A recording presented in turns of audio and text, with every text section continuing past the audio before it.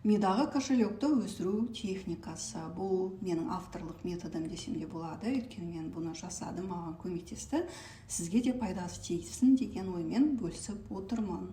Менде кіріс шығыс дәптері бар. Мысалы, ай сайын менде қанша шығыс болды, қанша кіріс болды, соны жазып отырамын. Соны жазған кезде, мысалы, айдың басында мен осы айда осынша сума тапқым келеді деген өзімнің бір сумамды үстіне жазып қоямын. Әрбір дәптерді толтырған сайын мен сол суманы қарайтынмын. Бірақ менде ол сума бірден келе қойған жоқ. Бірінші ай, екінші ай өтті, табысым кішкене өсе бастады. Бір 5%-ке, 10%-ке, бір 6 айдан кейін менде сол сума келді. Сондықтан жазсаңыздар болады, өйткені әрбір дәптерді ашқан сайын мен сол суманы қарайтын, мен соны программалайды, сол сумаға жеткізеді. Сіз күтпеген бір ұсыныстар келеді.